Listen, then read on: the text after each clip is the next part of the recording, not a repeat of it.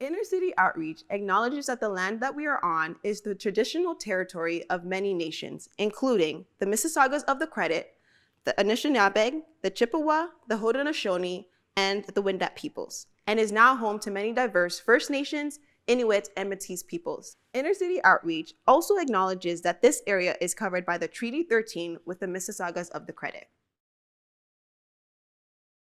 Hello guys, happy Black History Month. And my name is Nana and I'm from ICO located in Jane and Finch. And today we got something special for you guys. We got performances by our children from our after school program, our youth from our after school program. We also have a beautiful song from angelic voices from our leaders in ICO. To touch on a serious note, we also got some guest speakers that will touch on mental health and a little bit about Black History Month. So just enjoy the special and tune in, sit back and relax, send it to a friend and make them watch so you can see our vision. Happy Black History Month.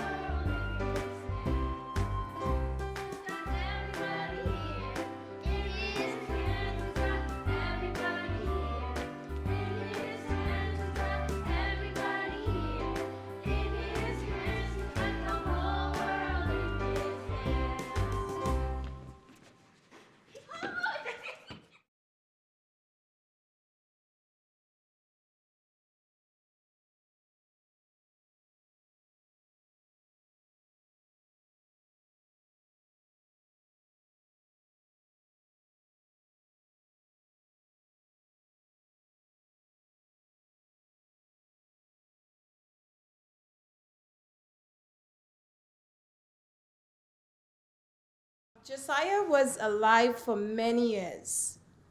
He was born into slavery in America, but escaped and came to Canada to start a new life and help other people to escape slavery. Before we learn a little more about Josiah's life, we're just gonna briefly explain some words that you're gonna be hearing, not for the first time, but you might not clearly understand the words, so we're gonna just tell you a little more about that. So one of the words you're gonna be hearing a lot about is slave, and that is someone who is owned by another person and has to work for them against their will. Another word is the slave master, and that is the person who owns the slave. But these are not words that we use today, okay? So, because no one is supposed to be owned by anyone. But in the past, this was what happened, and that's why we're talking about it today. All right? All right, so the next word is plantation. And this is basically the farm where slaves would work. And the last word that we want you to know is refugee. And a refugee is someone who has escaped slavery and is now free. All right, so let's learn some more about Josiah. So Josiah lived on a plantation with his family. And as he grew up, he showed that he was very loyal, he was curious, he was strong, he was very responsible, and he was just a very unique boy. His master noticed this about him and decided to trust him with more responsibilities over the plantation where he was a slave. So Josiah really wanted to learn, and he got a book to try to read. But at that time, Black people were not allowed to read. And as a result, he was treated very unfairly. He was also beaten really bad when they found him reading that book. After that, Josiah did not break the rules anymore. He didn't try to get any books to read because he wasn't allowed to do that. Later on, Josiah got to hear a preacher who spoke about freedom and that Jesus brought freedom to not just the masters, but also to the slaves, which helped him make the decision to try to buy his own freedom from his master. Because at that time, you were actually allowed to pay for your freedom. If you paid your master, you could go free, at least for some slaves. Eventually, Josiah saved up enough money one day to buy his freedom. But guess what? His master changed his mind, and he changed the price that he originally told Josiah. Let's pause for a second. I know we're giving you a lot of information right now. So when you think about how Josiah was treated for reading a book, how does that make you feel? Very sad. The teachers being mean to them. They're the same. Yeah, everyone should be treated the same, right? There's no reason why they should have not allowed black people to read. That's right. I feel upset because like they're human. Black people are humans like white people. So it doesn't mean you have to treat them different because the black people. They see the black people different more than the white people. Yeah. I feel mad because that's not fair, and if I were at that library, I would listen to the rules, but I would want to learn how to read. Yeah, you would want to learn how to read, right? Yeah, every kid should have the right to read. It's not fair that the white people can free stuff, but the black people can't. Bad because he got beaten. Yeah, me too. Josiah realized his master was not going to give him his freedom. So he came up with a plan to escape and with his wife and kids. And guess what? He escaped and he came to Canada. That's where he found his freedom. And he was a free man right here with his family. When Josiah became a free man, his son taught him how to read and write. Yay! So the story gets better. And then Josiah was able to become a minister, and he taught others how about the truth, about freedom. Josiah decided it wasn't enough for him to just take care of his family. He also wanted to help others too. He saw the need to help other black people who had escaped slavery. Yeah, so Josiah decided that he wanted to help other black people have an education, find a place to live, and get a job. So Josiah became a leader in his community. He started a town called the Dawn Settlement that helped refugees start a new life with their own community with other refugees. There, Josiah also started a school that was specifically to help refugees get an education and learn skills that they would need so they could provide for themselves and not rely on anyone else. So this was a really incredible thing that Josiah did because he could have just said, okay, now I'm free, my family's okay. He could have stopped there. But instead he said, no, I want to help everybody else have a better life, because coming to Canada didn't mean that everyone would have a better life, right? Because they didn't have anything. They were coming here with nothing. And so he created a town and a school where they could learn the things they needed to know and they could make their own money and live a good life. Isn't it amazing how Josiah was able to come from being a slave to becoming a leader who helped others make a better life in Canada? Yeah, it's so amazing, right? Wasn't it? Why do you think it was so important to Josiah to help other black people have an education and get their own jobs? Because when he was a kid, he didn't get the chance to learn. Mm-hmm. Because like it will be if he didn't like do anything, he didn't help like the refugees. Then the refugees will probably get slaved again. Will probably then like they'll become slaves again. That's a really interesting answer, Evan. I think you're right, because if they weren't able to make their own money, even if they weren't slaves, they might still have to work for other people and not really have their own independence, right? He's kind for you help other people to get out of slavery, so that other people don't get hurt by stuff. When he was a kid, he didn't get to read, and now he got to read when he was older. We've already talked about these incredible things that Josiah did to help other Black people, but guess what? There's even more amazing things that he did. So one of the things is that he worked with the Underground Railroad. Now you guys might have heard about this before. The Underground Railroad was a system that helped slaves in America escape from their masters and flee to Canada to have their freedom. So Josiah took a huge risk because it was very dangerous to help people escape. And yet he decided to take that risk, and he helped hundreds of slaves escape slavery and then come up to Canada and get to live free lives as well.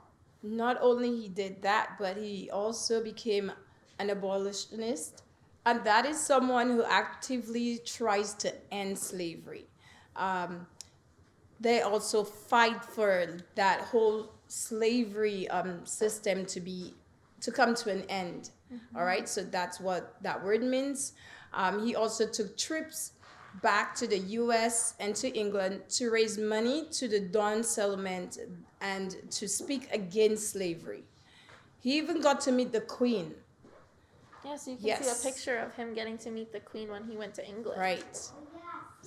Yes, he was really a huge advocate to stop slavery all around the world. He was the very first Black person to be featured on a Canadian stamp in 1983.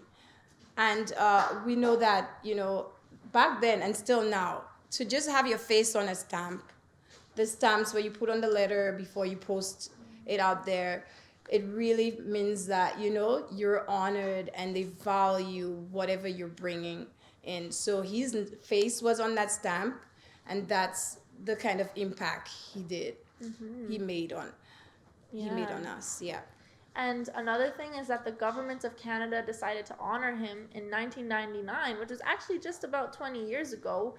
So he has already passed away, but they decided to honor him for being a Canadian of national historic significance. And that's because he helped so many Black people start their lives in Canada. Yes.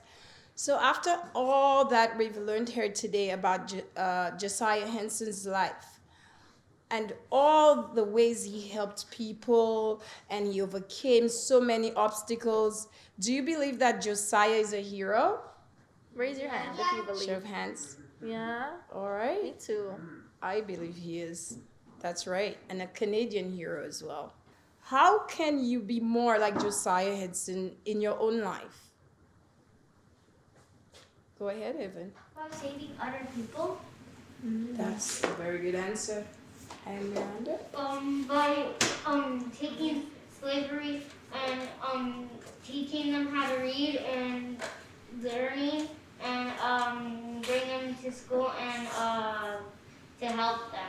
Yeah, so we just want to think about, even though slavery doesn't exist as much in the same way that it used to in the past, people are still treated unfairly, right? And so there are ways that we can be like Josiah Henson, and he was very brave, he was selfless, he put other people before himself, right? So even if there's not slaves for you to save now, there are still people in your life who you can care for and help the same way that he did. Harriet Tubman and Josiah have something in common. Yeah? Yes. Both of them couldn't read, but they knew it was freedom. Oh my Aw, goodness. that's amazing. So we should all learn about people like Josiah Henson who helped end slavery and celebrate all the incredible Black people who were so strong and brave and made such a big impact in our lives today. Without people like Josiah, Canada would not be the same today. Today, let's just make an extra effort to celebrate the life of Josiah Henson and remember to be like him in our own lives, helping people around us, whatever the color or shade that person is, and making Canada a place of equality and freedom. How about that?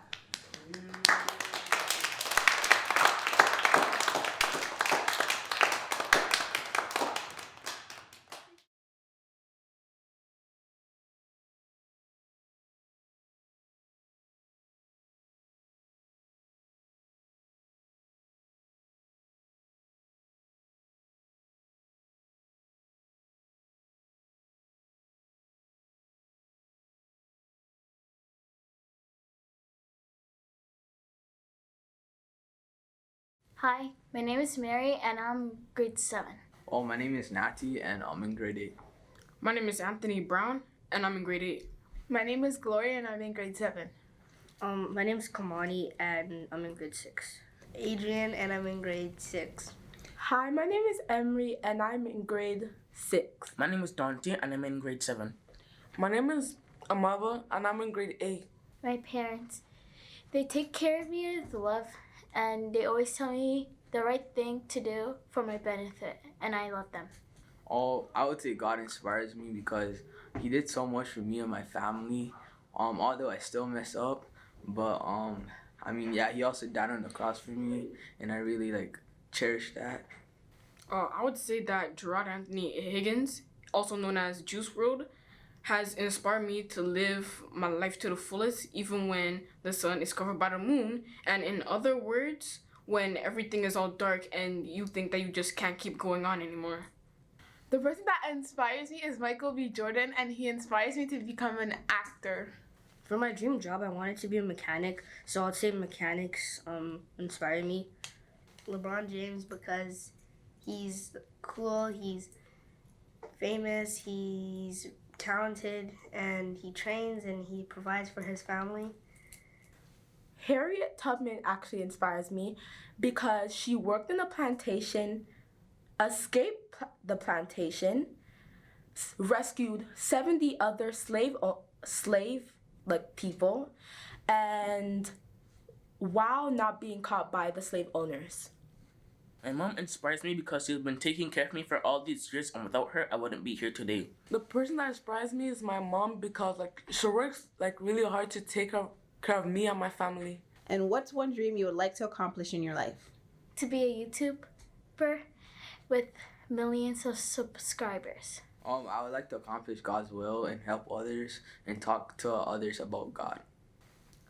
I think one day I want to inspire people with my own words, but I don't think I've lived long enough to know what I want to say to inspire someone. But as I keep living, I'll eventually know.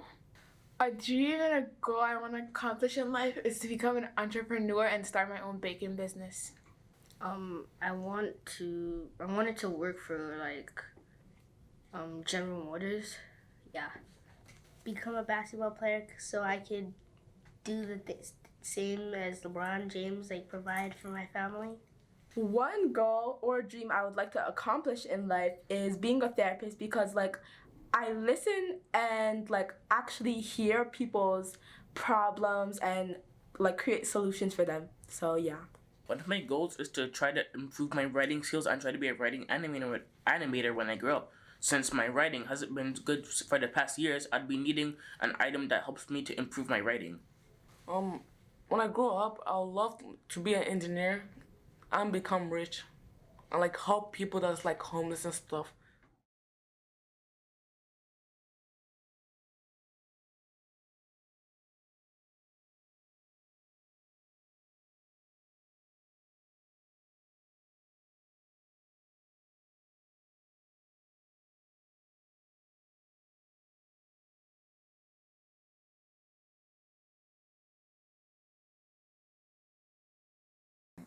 As we observe Black History Month, it's important that we acknowledge health inequity so that we can meaningfully improve the lives of Black people who are living with mental health challenges and substance use disorders. Unfortunately, according to statistics, Black people who are living with mental health challenges and substance use disorders face the worst treatment and face insurmountable of barriers in spite of the demonstrated need of care.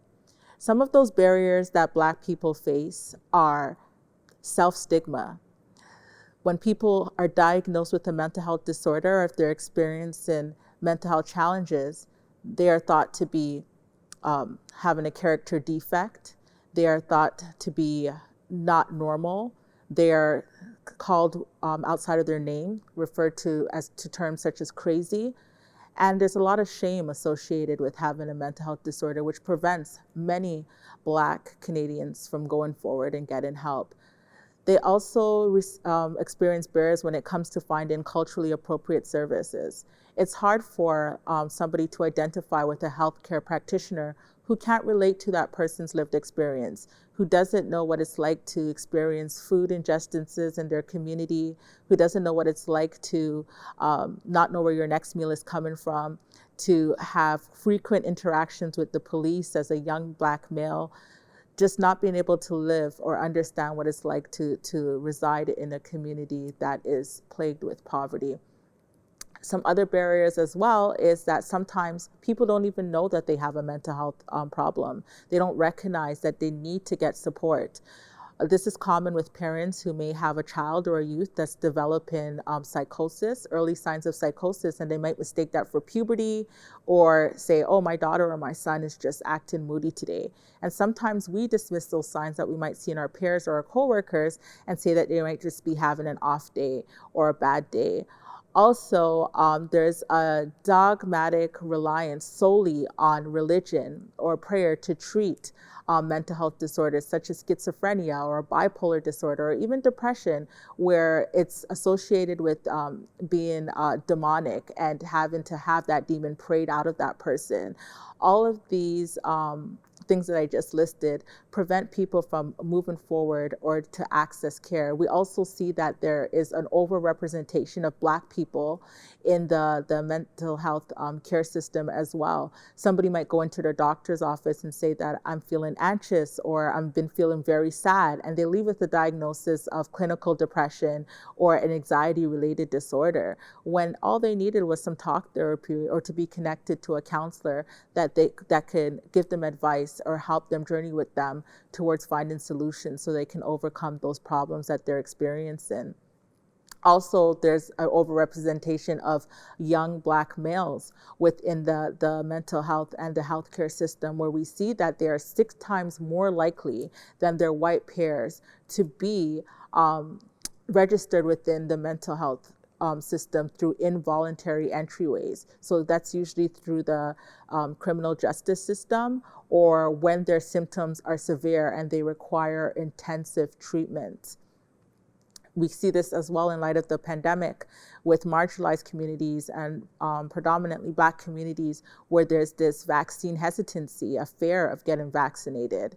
And this fear has been something that's historical. It's not something that has just started from the pandemic. Research has shown that 45% of Black people have indicated that they are at least partially vaccinated, in comparison to 60% of white people and 43% of non-Black visible minorities. And when I say that this hesitancy or reluctancy to get help or to approach the healthcare system has been something that's historical, we can see how it started with enslaved Black people, where they were diagnosed with nigritude, which was a disorder that was considered when they stated that Black people wanted to be white, or even drapetomia, which was a disorder that they gave to Black people that tried to escape off the plantations, and they characterized that disorder with lesions on their skin, but never considered that those lesions were a result of being lashed or from being whipped when they did try to escape. And we see this disconnect now, right, in the healthcare system, where physicians, they do not consider or take a holistic approach when it comes to, why is this person living with depression? Why is this person experiencing trauma? Why is this person experiencing anxiety? What has led up to these symptoms or these signs that this person is exhibiting? Not considering their living conditions, not considering some of the inequalities that the person may face in their life, whether it's food injustice, whether it's financial insecurity or issues. And we can see that connect from the people who were enslaved years ago and now. Some of the other types of treatment that were given to enslaved Blacks, when they were diagnosed with a mental health challenge, they were put to stay in asylums that were outdoors. The children were given a lot of harsh work to do. We see in the 1930s, a lot of Black people were sterilized. And in the 1960s, many Black people were given psychosurgical procedures where they had parts of their brains removed. So all of these procedures that have occurred historically to Black people who were enslaved has led to this fear and this hesitancy and this distrust of the healthcare system that we have today. We have to do our part as Black people and continue to advocate for a shift in the mental health and the overall healthcare system. We need to advocate for culturally appropriate doctors. We need to advocate for more subsidized mental health services. And we need to also advocate for a more holistic approach where physicians or health practitioners, psychotherapists, psychologists are not just considering the symptoms, but looking at the root causes as well. The person's environment, the language barriers, socioeconomic issues, as well as education disparities. And we can also do our part as well amongst our friends, our peers, our coworkers, our family, by trying to recognize those symptoms, recognize when somebody's off or if they're not feeling well, ensuring that they're not a harm to themselves or that they're not a harm to others, listening non-judgmentally, reassuring that person that, hey, you might be feeling sad today. You might not have the motivation to get out of bed. It doesn't mean that you're less of a person. It doesn't mean that, you have a character defect. This is not unique to you. There are many Canadians who are living with mental health conditions, and there's help available for you that you can get better. Right? And then once you give that reassurance and information, encourage the person to seek out appropriate professional help, encourage that person to get support, and continue to be there for them. We can all do that part by helping each other in a non-judgmental way and showing love. And let's do that for Black History. This little light of mine, I'm gonna let it shine. This little light of mine, I'm gonna let it shine, let it shine, let it shine, let it shine. The light that shines is the light of love, hides the darkness from above. Shines on me and it shines on you, shows what the power of love can do. This little light of mine, I'm gonna let it shine. This little light of mine, I'm gonna let it shine. This little light of mine, I'm gonna let it shine, let it shine, let it shine, let it shine. Shine my light both bright and clear, shine my light both far and near. In every dark corner that I find, I'm gonna let my little light shine. This little light of mine, I'm gonna let it shine. This little light of mine, I'm gonna let it shine. This little light of mine, I'm gonna let it shine, let it shine, let it shine, let it shine. We will sing in peace, we will sing in harmony, we will sing in peace, we will sing in harmony, we will sing in peace, we will sing in harmony, we will sing in peace, we will sing in harmony. This little light of mine, I'm gonna let it shine. This little light of mine, I'm gonna let it shine. This little light of mine, I'm gonna let it shine, let it shine, let it shine, let it shine. Let it shine, let it shine, let it shine. Let it shine, let it shine, let it shine.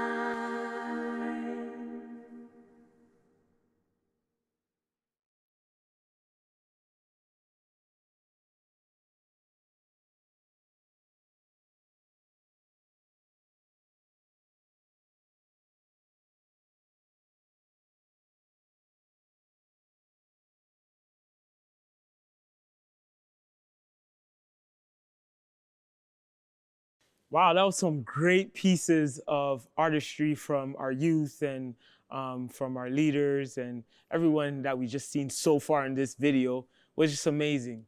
But it wouldn't be like, this video or our special wouldn't be special, no pun intended, if we didn't go out and reach the people and see what they have to say in the Jane and Finch community.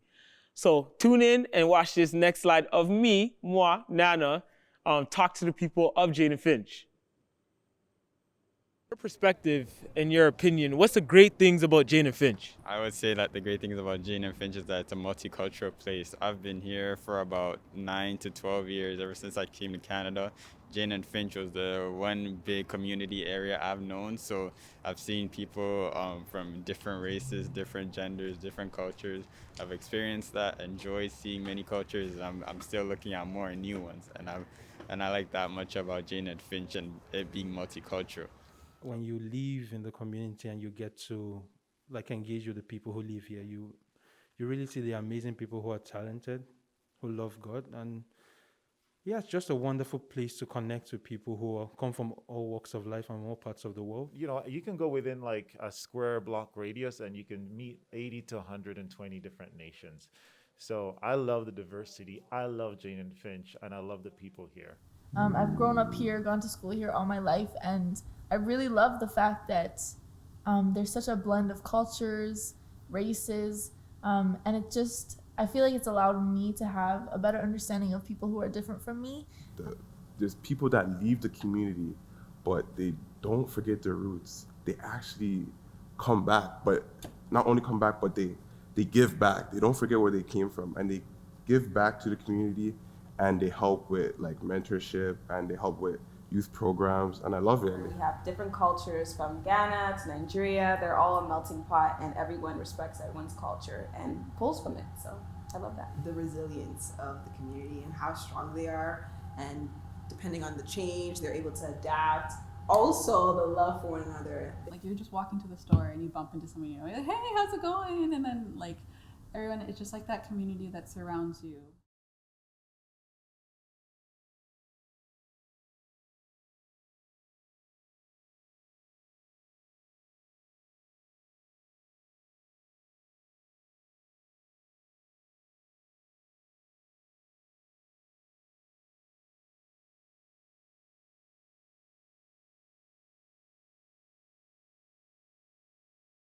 At Homework Club this month, we learned about a girl named Ruby Bridges. Many years ago, Ruby was the first African-American child to desegregate in an all-white school. At 6 years old, she went to school every day in face of mobs and threats on her life. We celebrate Ruby's contributions to an ending of segregation, and we wrote letters to her to appreciate her for her courage. Dear Ruby, you are so brave. Even when people were mean to you, you still walked past those angry mobs. It was really unfair, but you prayed for them even when they threatened you. You prayed and prayed for those people even though they still didn't stop. I was threatened before and scared, but after I heard about you, I was not scared anymore. You were confident and strong, and you walked through that crowd like no one was there. I'm so sorry that you had to go through all of that, but you were brave enough to stand up for yourself. Thank you for helping white people and black people go to the same schools. Thank you for making us united. You are a hero. You have inspired me to be strong and brave. Thank you, Ruby. We love you, Ruby. We love you, Ruby.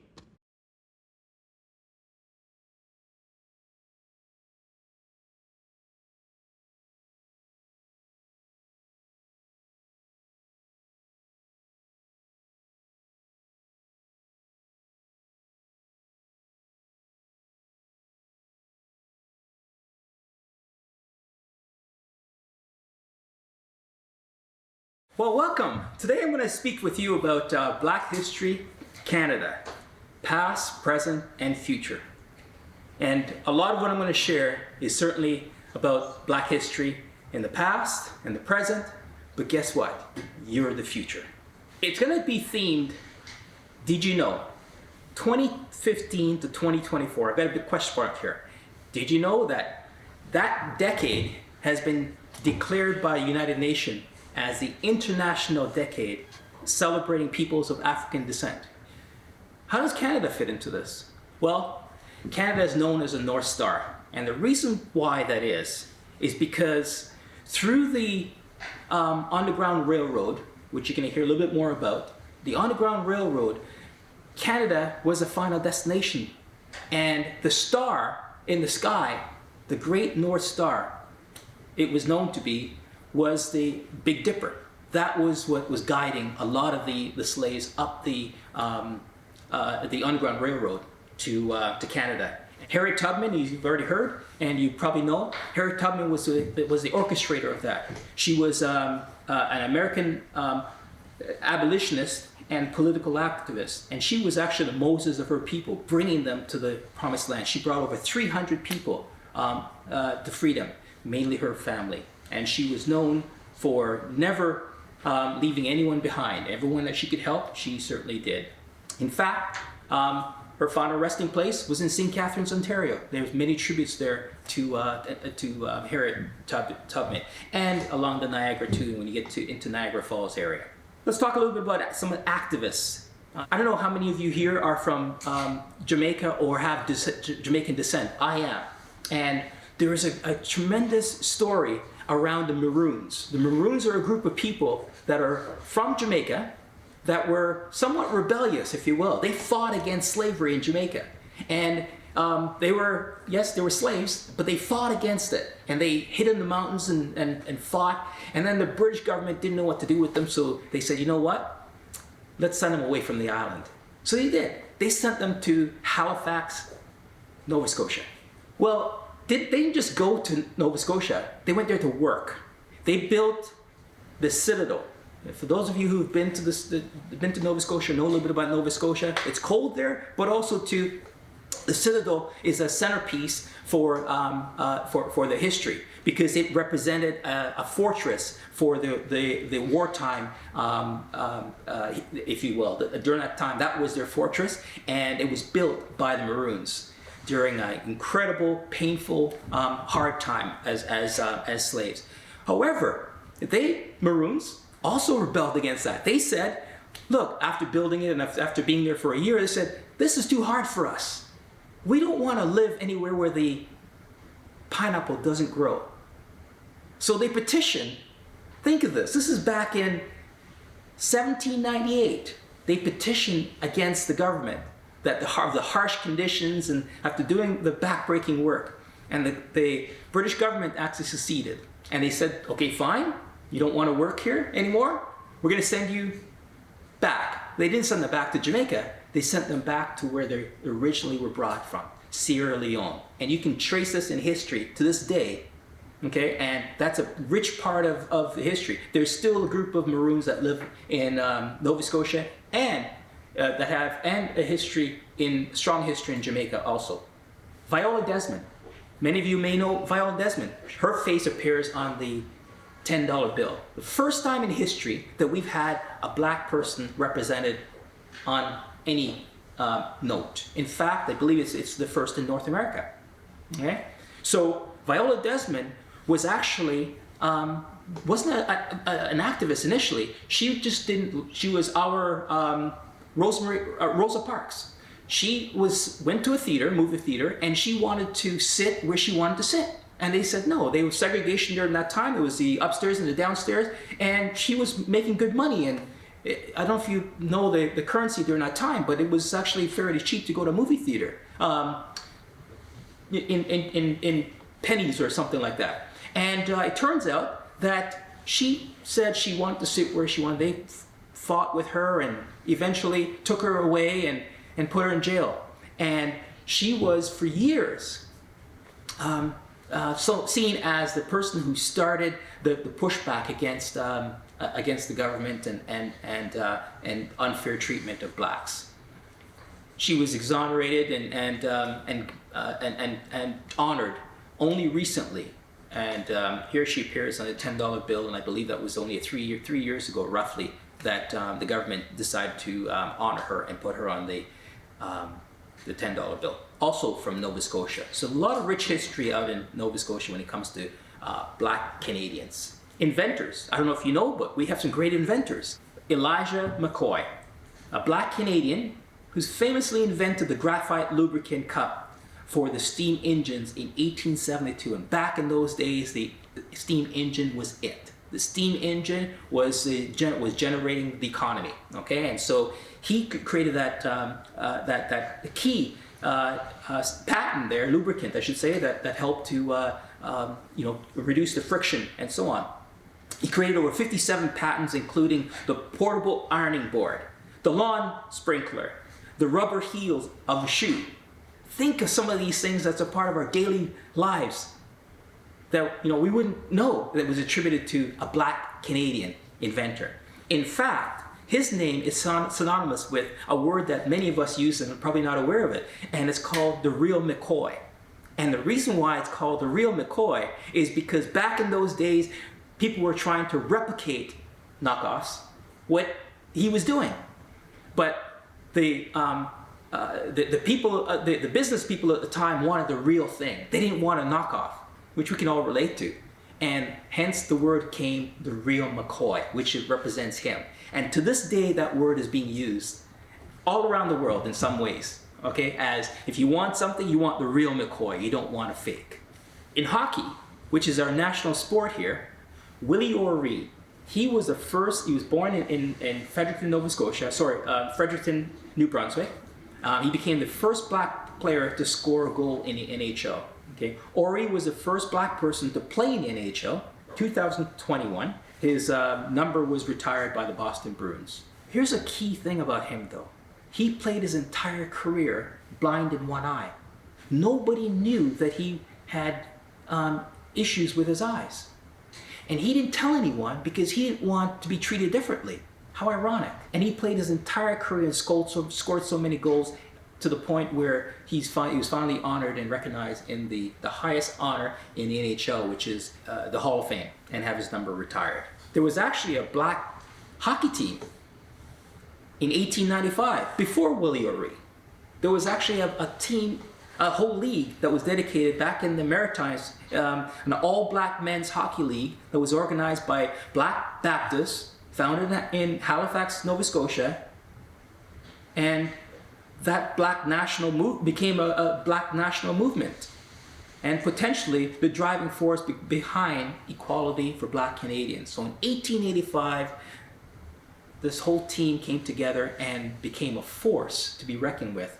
And of course, things adjusted over the years and the team dissipated and so on, and the NHL became the prominent place to the point where you just heard about our first Black person to enter the NHL, which was Willie O'Ree.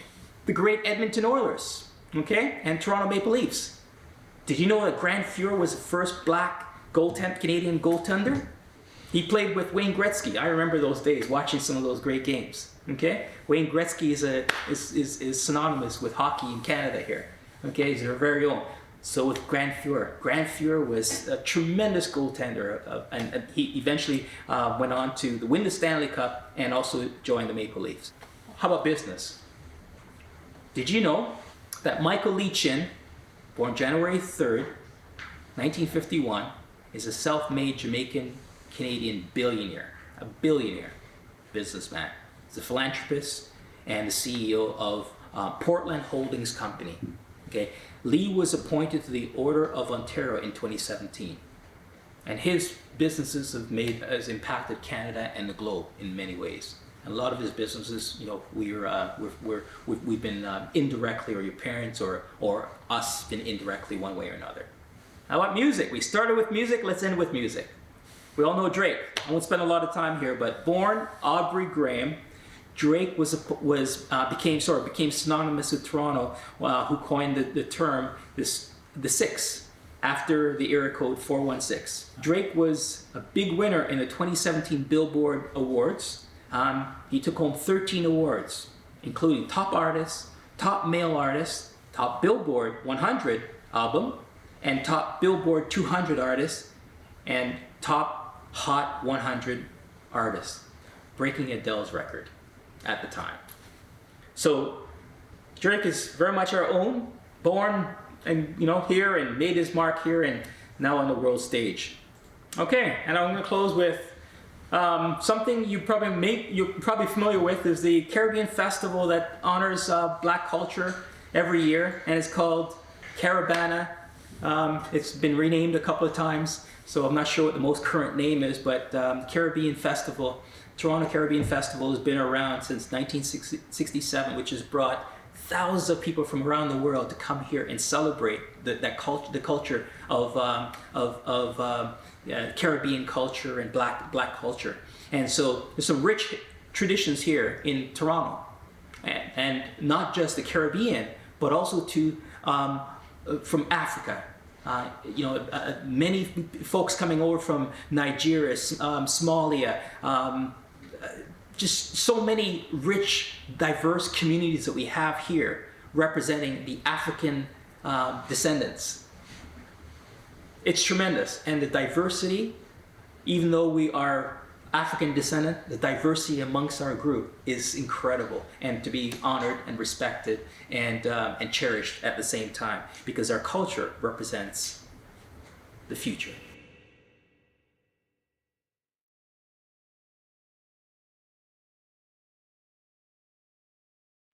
Wow, that was such a great display of Black History Month with our youth and our children. And it's just an honor just to shed light on Black history, you know, in our country and all over the world. But one of the reasons why we wanted to just do this video was we just felt like, you know, we need to shed light on Black history so our children can see, and they can see figures, especially in Canada, that were part of where we are today. And we're in a community, a melting pot of many different cultures and a lot of Black people and people of color. So just to see what the youth think of and how they feel their future is gonna go, and the children, just to display a great expression of Black history is just amazing. So just thank you guys for watching, for tuning in. Support the cause, because without your help, the donors' help, we wouldn't be here today. So thank you. Send this to a friend, like the video, I don't know, do what you gotta do. And I appreciate you, we appreciate you. Love from Inner City Outreach, and bye.